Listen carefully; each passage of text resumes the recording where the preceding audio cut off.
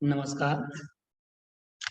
आज हम research topic पर चर्चा करने जा रहे हैं कि रिसर्च क्या है। हमें जिस विषय पर चर्चा करनी है वह है रिसर्च। इसमें हम जानेंगे रिसर्च का meaning of research, definition of research और शोध की विशेषताओं पर आज हमें चर्चा करनी है कि शोध क्या कहलाता है। तो हम देखें कि शोध अथवा अनुसंधान का सामान्य अर्थ खोज करने से, अर्थात अनुसंधान किसी लक्ष्य या उद्देश्य का अनुगामी होता है और उस उद्देश्य का आधार बनाकर क्रमबद्ध, व्यवस्थित तथा वैज्ञानिक तरीके से उसे प्राप्त करने की कला का नाम रिसर्च है। तात्पर्य यह है कि अनुसंधान एक लक्ष्य है, एक उद्देश्य है और उसका अनुगमन करने वाला उद्देश्य है और इस उद्देश्य को आधार बनाकर, लक्ष्य को आधार बनाकर क्रमबद्ध, व्यवस्थित तथा वैज्ञानिक तरीके से उसको लक्ष्य को प्राप्त करने की, लक्ष्य का संधान करने की जो कला है वह है रिसर्च। ये अंग्रेजी के रिसर्च के पर्याय की तरह प्रयोग होता है और जिसका सामान्य अर्थ है, जैसे जिसमें रिसर्च, री का अर्थ होता है पुनः पुनः पुनः, सर्च का अर्थ है खोज कर, जिसको हम ये कह सकते हैं कि पुनरावलोकन, पुनः परीक्षण, पुनः खोज करना रिसर्च कहलाती है।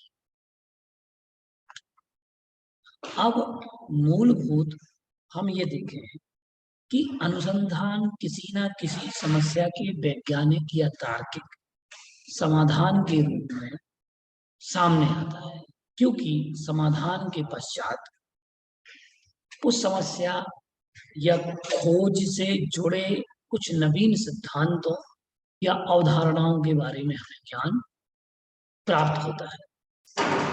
और अतः ये जो अनुसंधान है ये अपने अर्थ में किसी विषम समस्या, उद्देश्य तक पहुंचने या समाधान करने हेतु उसको आधार बनाकर बार बार पुनः उसकी खोज करता है और उसके आधार पर नए सिद्धांतों का निर्माण करता है। तो पुनः परीक्षण, पुनः आलोडन, बार बार अनुसंधान करना, संधान करना, सत्य का संधान करना, सत्य की खोज करना, नवीन तथ्यों की खोज करना, ये मूलभूत इसको हम कहते हैं रिसर्च। जो कि जैसे कि समस्याओं की समाधान के लिए एक क्या नाम से एक जॉर्ज जे मूले नाम के एक राइटर हुए हैं, उन्होंने लिखा है, परिभाषित भी किया है, समस्याओं के समाधान के लिए व्यवस्थित रूप से या व्यवस्थित रूप में बौद्धिक ढंग से वैज्ञानिक विधि के प्रयोग तथा अर्थापन को शोध कहा जाता है। तात्पर्य ये समस्याओं का समाधान करने की व्यवस्थित तरीका होता है, व्यवस्थित ढंग होता है, और जो बौद्धिक ढंग है, वैज्ञानिक तरीका है, और उसका जो प्रयोग है उसको हम शोध कहते हैं। सामान्यतः हम परिभाषा जाने कि ज्ञान की किसी भी शाखा में नवीन तथ्यों, अवधारणाओं, संप्रत्ययों, सिद्धांतों एवं विचारों की खोज हेतु अपनाई गई क्रमबद्ध वैज्ञानिक प्रक्रिया को ही शोध या अनुसंधान कहा है। पुनः सुने आप लोग कि ज्ञान की किसी भी शाखा में किसी नवीन तथ्यों, अवधारणाओं, संप्रत्ययों, सिद्धांतों एवं विचारों की खोज हेतु अपनाई गई क्रमबद्ध वैज्ञानिक प्रक्रिया को ही शोध या अनुसंधान कहा है। उपरोक्त परिभाषाओं के आधार पर हम ये कह सकते हैं कि अनुसंधान या शोध वह क्रमबद्ध वैज्ञानिक प्रक्रिया है। अनुसंधान या शोध वह क्रमबद्ध वैज्ञानिक प्रक्रिया है जिसमें वैज्ञानिक उपकरणों के प्रयोग के द्वारा वर्तमान ज्ञान का परिमार्जन, वर्तमान ज्ञान का परिमार्जन, उसका विकास तथा किसी नए तथ्य की खोज द्वारा अपने ज्ञान कोश में वृद्धि करने का एक माध्यम है रिसर्च। अब हम देखते हैं कि रिसर्च की परिभाषाएं और ने भी तो विद्वानों के द्वारा समय समय पर अलग अलग प्रकार की परिभाषाएं रिसर्च की दी गई हैं। और रिसर्च के विषय में क्योंकि रिसर्च तो अनंत है, शोध अनंत है, अनुसंधान अनंत है, और द्रव्य, क्षेत्र, काल, भाव, देश, काल, विधि के अनुसार शोध होते रहे हैं भारत देश में।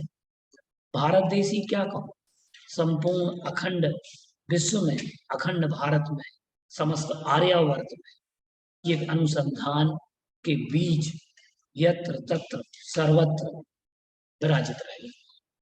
किसी की शास्त्र परंपरा में रहे, तो किसी की आगम परंपरा में रहे हैं, तो किसी के प्रायोगिक जीवन पद्धति में रहे हैं, अथवा हम विज्ञान की दृष्टि में कहें तो किसी की वैज्ञानिक खोज की गई है। लेकिन शास्त्रों में ये शोध के बीच भरे पड़े।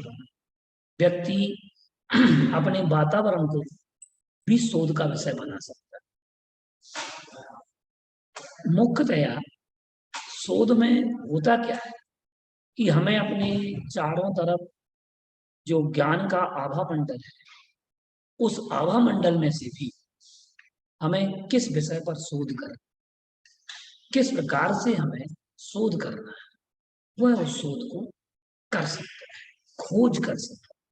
लेकिन खोज का मुख्य जो ज्ञान है, ज्ञान तत्व ही इसमें मुख्य है। शास्त्रों में हम पढ़ते हैं, ज्ञान समान न आन जगत में सुख को कारण। ऐसा जैन शास्त्रों में, जैन ग्रंथों में और जैन काव्यों में, जैन स्तुतियों में हमें प्राप्त होता है। ज्ञान व्यक्ति का मूल स्वभाव है, मूल गुण है। ज्ञान उसकी सत्ता में पड़ा है। ये जो हम कहते हैं, ये कहीं ना कहीं ये शोध जीवन पर्यंत चलता है। और यूं मैं कहूं, शास्त्रों की भाषा में कहें तो शोध मृत्यु के पर्यंत भी चलेगा। आप जिस गति में है, मनुष्य गति में है, मनुष्य गति से अगर आप तिर्यंच होते हैं तो यहाँ से इस मनुष्य गति से लेकर के तिर्यंच गति की यात्रा पर भी शोध होता है। इससे ये सिद्ध होता है कि शोध जो है, शोध अनंत है।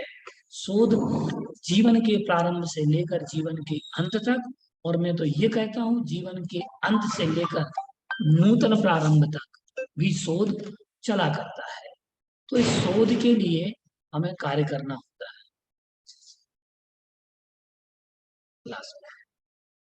क्लास में तो शोध जो है, इस शोध के विषय में हमें जानना है। अब हम देखें, एक जेम्स एंड रीवर नाम के लेखक हुए हैं, राइटर हुए हैं, उन्होंने कहा है, किसी क्षेत्रों में ज्ञान अथवा सत्यापन हेतु की जाने वाली क्रमबद्ध खोज को शोध कहा है, जिसमें क्रमिकता हो और उस खोज को एक स्थान पर लाकर के क्रमिक जमा दिया गया हो, क्रमिक व्यवस्थित कर दिया गया हो, तरीके अलग अलग हो सकते, वह है शोध। जॉन डब्ल्यू वेस्ट क्या कहते हैं, अनुसंधान अधिक औपचारिक, व्यवस्थित तथा गहन प्रक्रिया है जिसमें वैज्ञानिक विधि विश्लेषण को प्रयुक्त किया जाता है। अनुसंधान में व्यवस्थित रूप शामिल कर निष्कर्ष प्राप्त कर उनका औपचारिक आलेखन तैयार किया जाता है। औपचारिक रूप से आलेखन तैयार किया जाता है। अब कोठारी साहब, सी.आर. कोठारी जी हुए हैं, उन्होंने कहा है और वो मानते हैं, कहते हैं कि अनुसंधान पद से तात्पर्य एक ऐसी विधि से है जिसमें सोपानों के रूप में समस्या की पहचान। मुख्य देखिएगा, इस परिभाषा को आप ध्यान से सुने, ये आपके बहुत कार्यकारी सिद्ध होगी कि अनुसंधान पद से तात्पर्य एक ऐसी विधि से है जिसमें सोपानों के रूप में समस्या की पहचान की जाती है, परिकल्पना का निर्माण, तथ्य और प्रदत्तों का संकलन, संकलित तथ्यों का विश्लेषण, संकलित तथ्यों का विश्लेषण जिसमें निहित रहता है, जिनकी अभिव्यक्ति समस्या विशेष के हल अथवा सैद्धांतिक आधार के रूप में सामान्यीकृत धारणाओं के रूप में दिखाई दे, वह शोध है। अब कोठारी साहब ने इसमें कहा कि देखो, शोध में हमें समस्या की पहचान करनी होती है, जिस विषय को या जिस विषय पर, क्योंकि समस्या ही आपका विषय बने।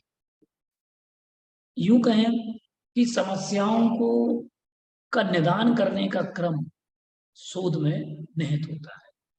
परिकल्पना का निर्माण, हाइपोथेसिस, आप किस प्रकार से उस समस्या को नैदानिक पद्धति, किस नैदानिक पद्धति से आप उस समस्या का निदान करें, ये परिकल्पना है।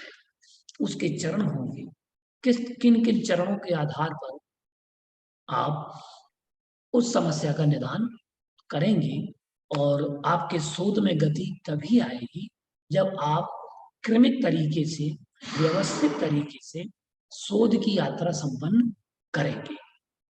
अब देखें, तथ्य तथा प्रदत्तों का संकलन। अब जो समस्या है, उस समस्या के लिए आपको कुछ डेटा कलेक्ट करना होगा, और डेटा कलेक्ट करने के बाद आप उस डेटा पर क्या करेंगे? डेटा से तात्पर्य ये है कि विषय सामग्री। अब अगर आप ऑन फील्ड कार्य कर रहे हैं तो आपको ऑन डेटा चाहिए पड़ेगा। अगर आप किसी ग्रंथ पर काम कर रहे हैं तो उससे संबंधित हमें साहित्य, वो ही आपका डेटा है। उस डेटा को हमें संकलित करना पड़ेगा। इसके बाद संकलित तथ्यों का विश्लेषण करना, हमें क्या प्राप्त हुआ, उसमें से क्या हमें ग्रहण करना है और क्या हमें ग्रहण नहीं करना है। तो ये C.R. कोठारी साहब ने व्यवस्थित परिभाषा शोध की दी कि अनुसंधान पद से तात्पर्य ऐसा है कि ऐसी विधि है जिसमें सोपानों के रूप में समस्या की पहचान, परिकल्पना का निर्माण, तथ्यों का संकलन, तथ्यों का विश्लेषण और उनसे निष्कर्ष प्राप्त किए जाते हैं, और उनसे व्यवहारिक और सैद्धांतिक हल प्राप्त किए जाते हैं, वो है शोध। तो इस प्रकार से शोध की हमने इस परिभाषा को हमने जाना कि ये जो शोध है, ये समस्याओं को का निदान करने में सक्षम होता है शोध, और समस्याओं की पहचान भी यह शोध कराता है। और जब समस्या की पहचान हमें हो जाती है, जैसे कि आप देखिएगा, आप डॉक्टर के पास जाते हैं तो डॉक्टर को जब तक मर्ज पता नहीं चलेगी, आपकी बीमारी का ज्ञान नहीं होगा, तो वह मरीज को इलाज कैसे दे पाएगा, औषधि कैसे दे पाएगा। तो उसके लिए उसे शोध कर, वह एनालिसिस करता है। सबसे पहले समस्या आपके लक्षणों को देखता है कि आपके अंदर किस रोग के लक्षण दिखाई दे रहे हैं। फिर उसके बाद में वह एनालिसिस करता है कितने प्रतिशत तक ये लक्षण पाए जाते हैं। वह जांच भी लिखता है, और उस जांच के माध्यम से आप क्या करते हैं, उस रोग तक वो पहुंचते हैं। फिर उसके बाद ट्रीटमेंट दिया जाता है, तो वह आपके रोग का निदान कर देता है। तो वो भी एक प्रकार का हम उसको, उस प्रक्रिया से जो हम गुजरते हैं, वो प्रक्रिया भी हमारे लिए शोधात्मक प्रक्रिया है कि वह किस प्रकार से, किस क्रम से आगे बढ़ता चला जाता है। अब देखिएगा शोध की विशेषताएं को। शोध की विशेषताओं में हम देखें कि जो अनुसंधान है, ये वैज्ञानिक विधि की तरह कार्य करता है, और जो पूर्वाग्रह से मुक्त होता है, हठाग्रह से मुक्त होता है, और व्यक्तिपरक भी होता है। इस आधार पर अनुसंधान की विशेषताएं बहुत सारी दी गई हैं, बताई गई हैं। तो हम उन विशेषताओं को जानेंगे। और समझेंगे कि विशेषताएं कौन कौन सी हैं। अब देखिएगा कि सबसे पहली बात, शोध की जो विशेषता है वो है वस्तुनिष्ठता। वस्तुनिष्ठता समझते हैं आप लोग, जिसको ऑब्जेक्टिव ऑब्जेक्टिविटी, जिसको हम बोलते हैं ऑब्जेक्टिविटी। ऑब्जेक्टिविटी अर्थात वस्तुनिष्ठ वह होता है जिसमें यह अनुसंधान का सर्वाधिक महत्वपूर्ण पहलू है। वस्तुनिष्ठता ये वह प्रक्रिया है जिसमें घटनाओं या वस्तुओं को बिना किसी पूर्व धारणाओं अर्थात पूर्वाग्रह, भेदभाव से परखा जाता है। मतलब वस्तुओं को बिना किसी पूर्वाग्रह और धारणाओं या भेदभाव के बिना ही परखा जाता है। उसमें वर्ग विशेष, जाति विशेष, वर्णवाद या कहना चाहिए एक प्रकार का संघवाद या सामंतवाद आदि आदि जो बहुत सारे जो वाद विवाद हैं, वाद विवादों से वह मुक्त होता है, वस्तुनिष्ठ होता है। इसमें साक्ष्यों का भली भांति परीक्षण किया जाता है, सत्यापन किया जाता है और सत्यापन के अतिरिक्त दूसरों के विचारों को भी सम्मान दिया जाता है। ये होती है वस्तुनिष्ठता, जिसमें ऑब्जेक्टिव होते ही उसके रिसर्च के ऑब्जेक्टिव बनाए जाते हैं कि वह पूर्वाग्रह से ग्रसित ना हो। पूर्व धारणा हमारी किसी विषय के प्रति बनी, किसी जाति विशेष के प्रति हमारी धारणाएं बनी हैं, किसी ग्रंथ विशेष के प्रति हमारी धारणाएं गलत तो नहीं है, तो उन पूर्व हटाग्रह, कहीं हम हटाग्रही जो शोध होता है या शोधार्थी होता है वो वस्तुनिष्ठ होता है और उसके अंदर वस्तुनिष्ठता होती है। हटाग्रही, दुराग्रही, पूर्वाग्रही नहीं होता। वह जाति विशेष, वर्ग विशेष, ग्रंथ विशेष अथवा संघ विशेष आदि से सबसे दूर रहता है और आंकड़ों का या यूं कहें कि साक्ष्यों का भली भांति वह विश्लेषण करता है, परीक्षण करता है, उसके बाद विचार करके एक निष्कर्ष तक पहुंचता है। दूसरा गुण जो है, और ये जो है, इसमें क्या होता है, अनुसंधान की प्रक्रिया जो शोध करता है, शोधकर्ता की स्वयं की उपस्थिति, व्यवहार और दृष्टिकोण का प्रभाव कभी नहीं पड़ना चाहिए। यदि कोई अनुसंधान करता ग्रामीण शिक्षा तथा शहरी शिक्षा पर अनुसंधान कर रहा हो तथा पहले से ही वह मान ले कि ग्रामीण पढ़ना लिखना नहीं चाहते तथा शहरी शिक्षित होते हैं, तो इनके कारण उसका अनुसंधान प्रभावित हो सकता है।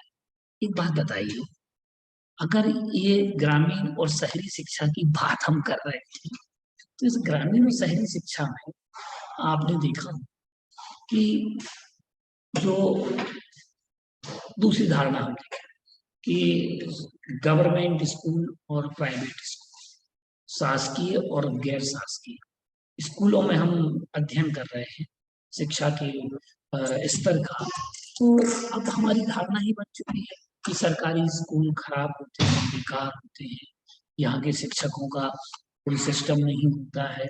हमने पहले से धारणा बना, जब हमने पहले से ही धारणा बना ली तो अब क्या होगा, आपका शोध उतना प्रामाणिक उठ करके सामने नहीं आएगा। क्यों? क्योंकि हम पूर्वाग्रही, हटाग्रही, धारणावादी, तो ये धारणावादी था, पूर्वाग्रही था, हटवादी था, शोध कार्य में नहीं चलते। या आप कहें कि हम जाति विशेष से हैं तो हम अपने ही समुदाय का काम करें, या फिर अन्य भी और बहुत सारी चीजें ऐसी हैं जिन पर आप विचार कर सकते हैं। इसी प्रकार से आप इन उदाहरणों को लगा सकते हैं कि भाई मेरे ही धर्म का, मेरे ही संप्रदाय विशेष के प्रति हमारा धर्म ही श्रेष्ठ है, हमारा संप्रदाय ही श्रेष्ठ है। तो ये जो श्रेष्ठता, निम्नता, उच्चता आदि का जो पूर्वाग्रह और धारणाएं होती हैं, उन धारणाओं से शोध बिल्कुल मुक्त होता है।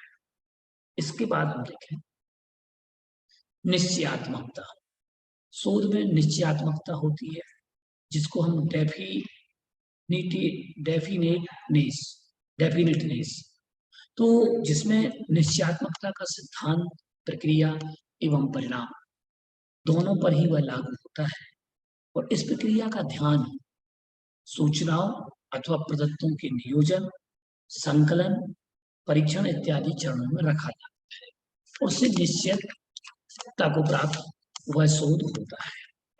मतलब जो कुछ चीजें इसमें निश्चित होती हैं और निश्चितता का ध्यान रखना होता है इसके प्रदत्तों के नियोजन में, संकलन में और इनके चरणों में क्या करना पड़ता है, ध्यान रखना। अब हम देखें विश्वसनीयता। ये गुण भी शोध का है, अनुसंधान का है कि इसमें विश्वसनीयता रहती है। तो ये अनुसंधान का एक महत्वपूर्ण गुण है और भाग है जिसमें हम देखते हैं कि इसमें यह स्थिरता और सत्यापनशीलता को प्रस्तुत करता है।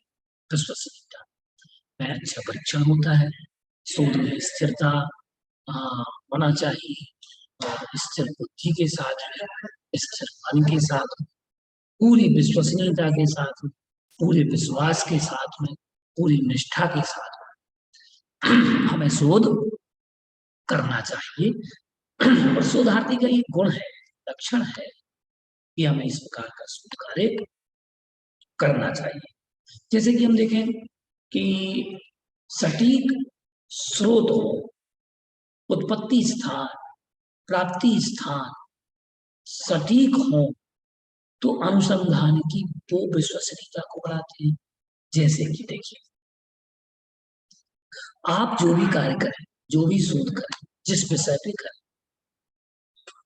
आपको उस विषय से संबंधित डाटा आपके पास होना चाहिए, वो प्रामाणिक हो। आप किस पुस्तक पर काम कर रहे हैं, उसमें रेफरेंस नंबर, आप संदर्भ किस ग्रंथ का डाल रहे हैं, वो ग्रंथ क्या प्रामाणिक है, वो राइटर प्रामाणिक है या नहीं, उसकी पृष्ठ संख्या अर्थात पेज अथवा उसका श्लोक क्रमांक, अध्याय क्रमांक, प्रथम क्रम से आप क्या लिखेंगे, पुस्तक का नाम, ग्रंथ का नाम, फिर ग्रंथकर्ता का नाम, और ग्रंथकर्ता ने अगर किसी के द्वारा संपादित तो संपादक का नाम, अथवा फिर उसके बाद आएगा प्रकाशक, प्रकाशक का नाम। प्रकाशक के बाद आपको लिखना है किसका नाम, अध्याय का नाम या जिस पृष्ठ से लिया उस पृष्ठ का नाम, प्रकाशन वर्ष, ये आपको लिखना पड़ेगा जिससे आपका शोध प्रामाणिक माना जाएगा। ये है विश्वसनीयता डेटा की। जैसे आपने मान लो आप किसी विषय पर काम कर, वेदों पर काम कर रहे हैं अथवा दर्शन पर काम कर रहे हैं, तो दर्शन से संबंधित पुस्तकों से आपको रेफरेंस देना।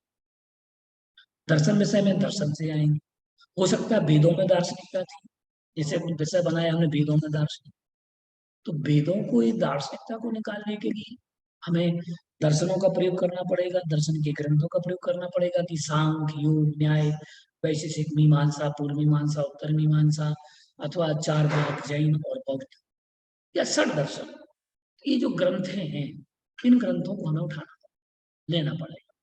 और उन ग्रंथों के माध्यम से आप जब रेफरेंस नंबर डालेंगे तो उसमें दो पद्धति है विश्वसनीयता है रेफरेंस नंबर डालने। एक तो फुटनोट, बिल्कुल पुस्तक के उसके नीचे आपका फुटनोट आएगा। एक होता है एंड नोट, आपके लास्ट में, अध्याय के लास्ट में वो एंड नोट जाएगा।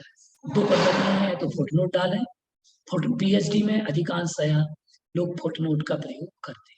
जो रेफरेंस हमने जिस पेज पर डाला, जैसे एक नंबर डाला तो उस पेज के नीचे एक नंबर आएगा, फिर उस पुस्तक का नाम आएगा, जो आपने लिखा है उस पर एक नंबर लिखा जाएगा। नीचे आपके एक नंबर आएगा, एक नंबर में पुस्तक का नाम, ग्रंथकर्ता का नाम, फिर इसके बाद में प्रकाशक का नाम या संपादक का नाम, प्रकाशक का नाम, प्रकाशन वर्ष, फिर पृष्ठ, पृष्ठ संख्या आदि उस क्रम से आपको जमाना पड़ेगा।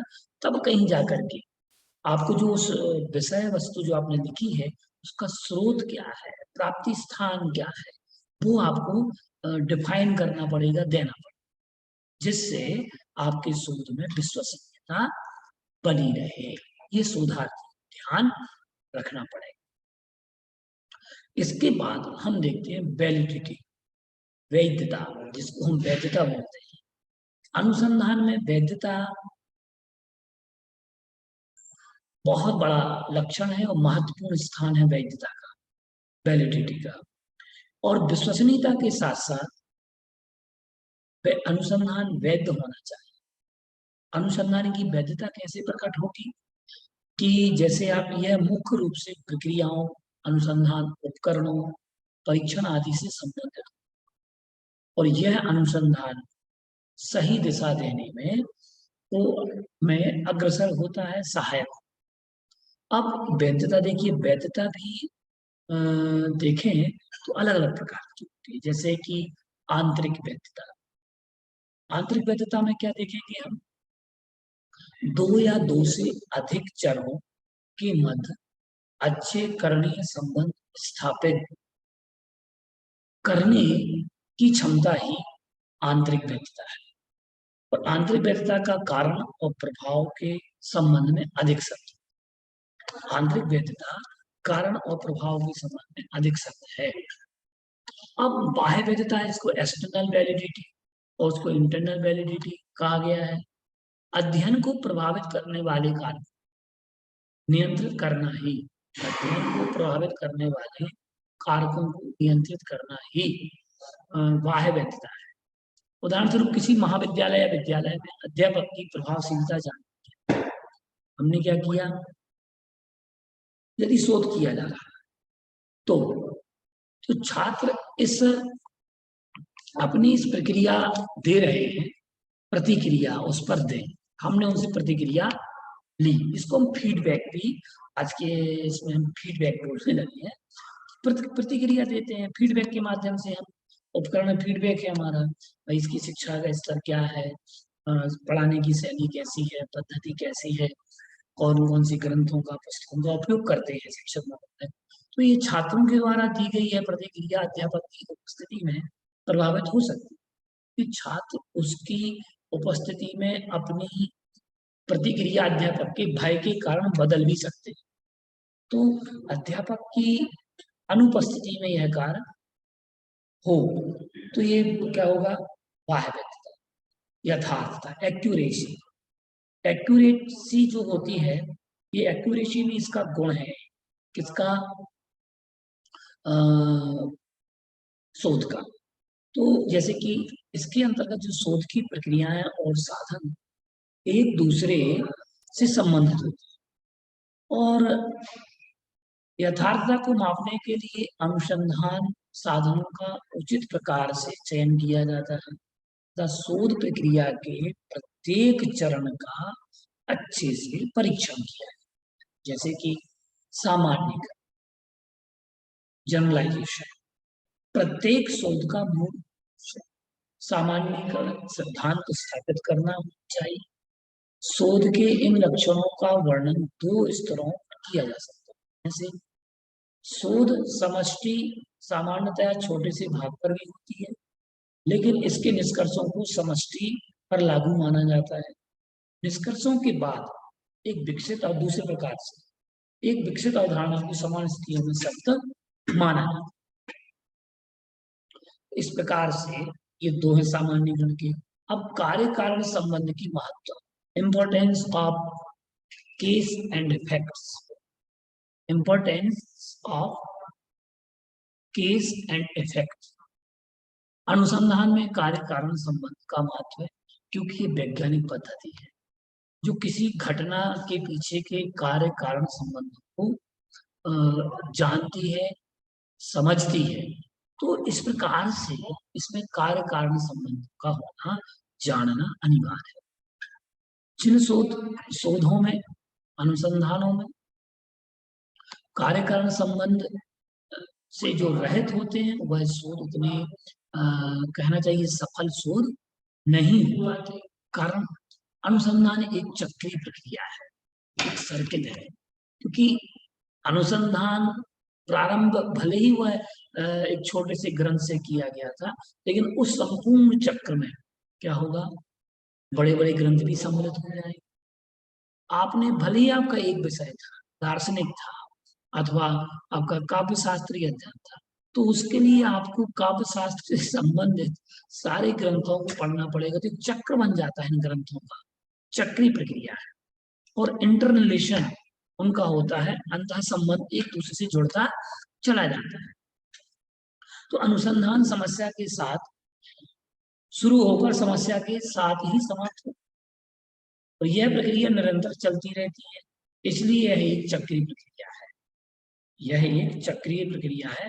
रिसर्च इज सर्कुलर, ठीक है ना, रिसर्च इज ए सर्कुलर, एक प्रकार का सर्कुलर है, चलता रहता है। तार्किकता इसमें होती, लॉजिकल भी होता है रिसर्च।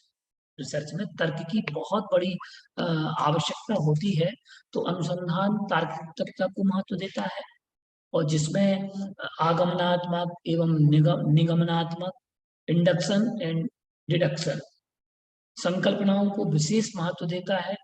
अतः कार्य कारण संबंधों के साथ साथ तार्किकता का भी उसमें संबंध होता है अधिक, और ये अनुभवात्मक आधारित संकल्पना होती है, एक्सपेरिमेंटल रिसर्च होती है। शोध प्रत्यक्षीकरण एवं अवलोकन सिद्धांतों पर विश्वास करता है, आधारित होता है, क्योंकि शोध में इसका अनुभव, वस्तुनिष्ठता तथा विश्वसनीयता को बढ़ावा देता है। तो मुख्य रूप से हमने जो आज जाना कि शोध क्या है, meaning of research, definition of research, और शोध की विशेषताएं, और अनुसंधान करने की पद्धति को भी हमने जाना कि अनुसंधान क्या है, कि जो पुनः परीक्षण किया जाता है, पुनः अवलोकन किया जाता है, पुनः पुनः अध्ययन किया जाता है, वह शोध, अनुसंधान, सत्य की और तथ्य की खोज जिसमें की जाती है, और वह है अनुसंधान।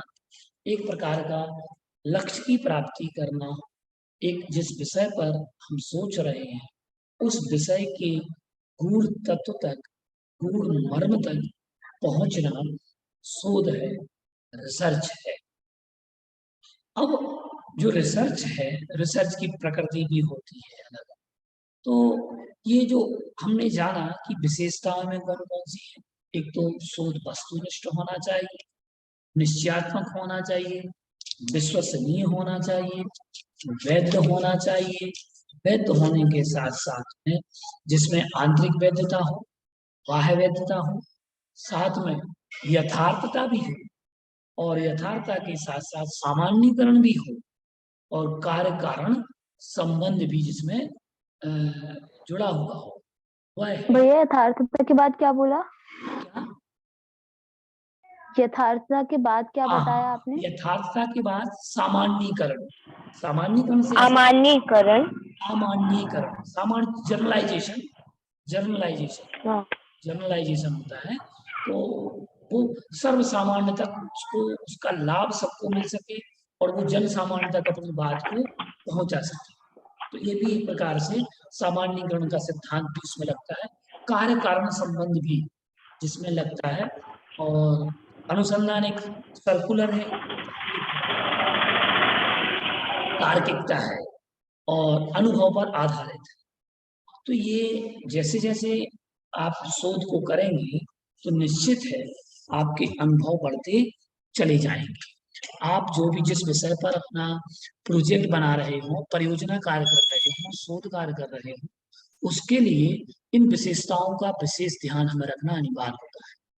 जब तक हम इन गुणों का आलोड़न नहीं करेंगे, इन गुणों की चर्चा नहीं करेंगे, इनको नहीं जानेंगे, नहीं समझेंगे, तब तक आपका शोध प्रामाणिक नहीं हो सकता। शोध करने के लिए आप सोचें कि आपको कहीं खोजना होता, आप अपने वातावरण पर भी खोज कर सकते हैं।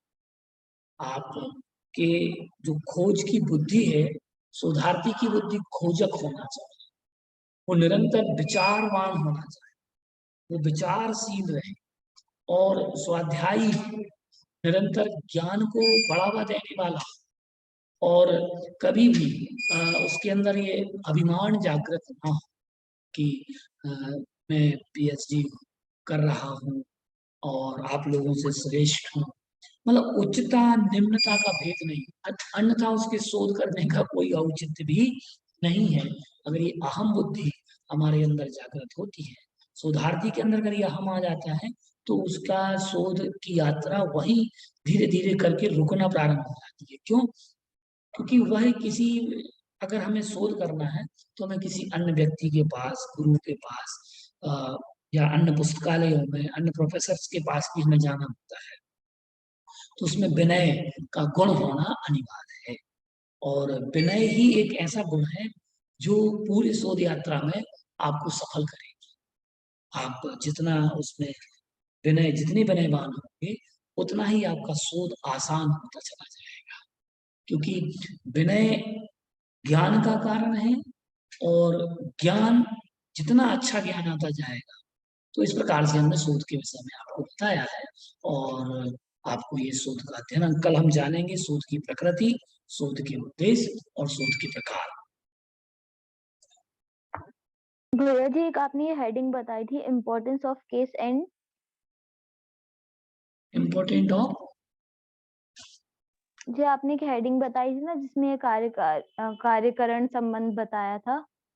हाँ, importance of cause and effects. जी भैया। ठीक है, इफेक्ट्स आते हैं जो कार्य कारण संबंध, उनको बोलते हैं। तो इस प्रकार से आप अपने शोध को आगे बढ़ाएं, अपने निरंतर अध्ययन करते गए।